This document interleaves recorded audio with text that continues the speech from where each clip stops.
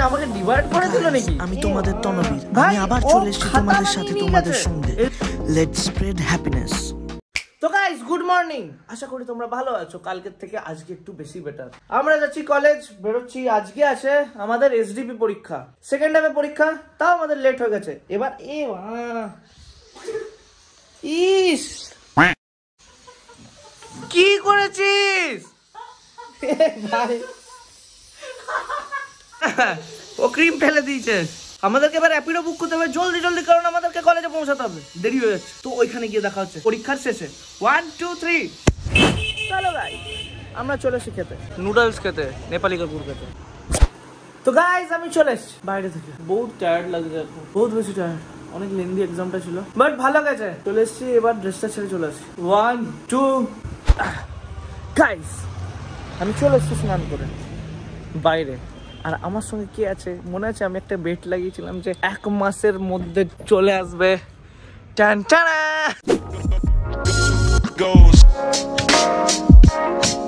তো গাইস, এখন এমন অবস্থা হয়েছে যে আমি কিছু ভিডিও বানাতে পারিনি, এত বেশি চাপ। কালকে এক গাদা লেখা জমা দিতে হবে, অনেক বেশি লেখা জমা দিতে হবে। তার মধ্যে আজকে ভিডিও ডিলে হয়ে গেছে, আজকের দিনে ভিডিও দিতে পারিনি। আমার মাথায় এত বেশি চাপ হয়েছে, এডিট করতে হয়েছে, লিখতে হয়েছে, মানে আমি আর পারছি না। বাট ভিডিও তো দিতেই হবে। তাই আজকে মানে যেদিন তোমার ভিডিওটা আসবে সেদিন দুটো ভিডিও আসবে। ওকে, তো দুটো ভিডিও দেখে নিও। সকালবেলা একটা আসবে, রাত্রেবেলা একটা আসবে, যেরকম আসে। তো এক্সামের জন্য একটু আমার সঙ্গে স্টিক করে যাও। এখন একটু প্রবলেম হচ্ছে, একটু স্টিক করে যাও। এখন পরে বহুত ভালো ভালো ভিডিও আসবে, আই সোয়্যার। জিনিসটা আজকে আমি গেলাম পরীক্ষা দিতে। পরীক্ষা দিয়ে যখন ক্লাসের ভেতর ঢুকলাম, না না না, তার আগে কি হয়েছে? পরীক্ষা দেওয়ার আগে আমাদের যেরকম ক্লাসের সিটিং অ্যারেঞ্জমেন্ট আছে এসছিল, ঠিক আছে?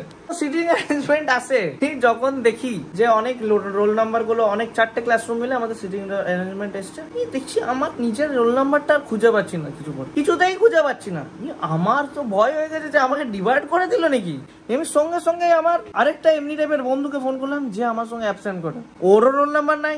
আমার তো আরো বেশি ভয় লেগে গেছে। তারপর ওই প্যালপিটেশনের মধ্যে থেকে দেখলাম আবার একটা রিভাইজড সিটিং অ্যারেঞ্জমেন্ট দিয়েছে, যেখানে আমি আমার সিট পেয়েছি। তারপর যখন গেলাম, রৌনক সাদা ভাই, ও খাতা বানিয়ে নিয়ে গেছে এসডি পরীক্ষার আগের দিন। ওর হাতে খাতা দেখে গোটা ফ্লোরের সবাই অবাক যে ভাই এ কি পড়ছে, যে এই লোকটা যে কি পড়ছিল। তুই কি পড়ছিলিস? ওইখানে কি যখন বসেছি পরীক্ষা দিচ্ছি, একটা টাইম এলো যখন মনে হচ্ছিল আজকে আর শেষ করতে পারবো না, কারণ বহুত বড় পেপারটা ছিল। 100 মার্কসের এসডিপি পেপার, মানে লজিক্যাল রিজনিং থাকে, ওইখানে কম্প্রিহেনশন থাকে, নোটিস রাইটিং থাকে, তারপর এক গাদা মেন্টাল ম্যাথস থাকে, সবই ছিল। অ্যাপটিটিউড যেগুলোকে বলে সেগুলো থাকে। কোশ্চেন পেপারে লেখা ছিল এখানে তো এনি 60, আমি সব করে দিয়েছি। মানে আমার আধা ঘন্টা 1 ঘন্টা আগেই বেরিয়ে যাওয়ার কথা ছিল, কিন্তু আমি বসে বসে সবকটা করেছি গাধার মতন।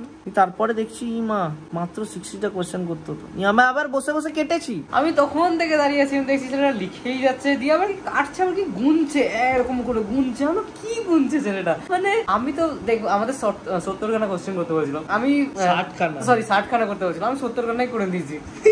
আজকের ভিডিওটা আমরা ওই লাইটিং এ দিতে পারিনি, বাট স্টোরিটা কিন্তু সেমই আছে। এক্সাইটিং, বহুত বেশি এক্সাইটিং কলেজের স্টোরি। তো যাই হোক, আমি লিখে নিই।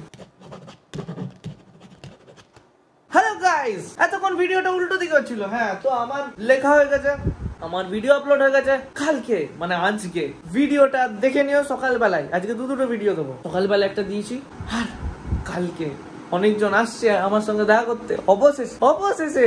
আর আমার খুব ভালো লাগছে, আমি নতুন জামা পড়তে পারবো। আর এই সামনে এই লোকটা কালকে চলে যাচ্ছে, এর জন্য একটা স্যাড মিউজিক বাজানো হোক। তো কালকে আবার দেখা হবে গাইস, কালকে আবার এক্সাম আছে, আবার আসবো। আজকে স্টোরি গুলো শুনলে good night, bye bye. Subscribe করবে, লাইক করবে, শেয়ার করবে, কমেন্ট করবে। আর হ্যাঁ, সাবস্ক্রাইবটা বিনা পয়সা। ঠিক আছে গাইস, আপনার সাথে আমার আবার দেখা হবে কয়েকদিন পরে। আপাতত আপনারা ভিডিওটা এনজয় করতে থাকবেন। তনবীরের প্রতিটা ভিডিও ইন্টারেস্টিং হয়, দেখতে থাকবেন। আমি আবার আসবো। Piece out. খুব নাকামা মেরে দিল গাইস। হ্যাঁ, তো চলো টাটা।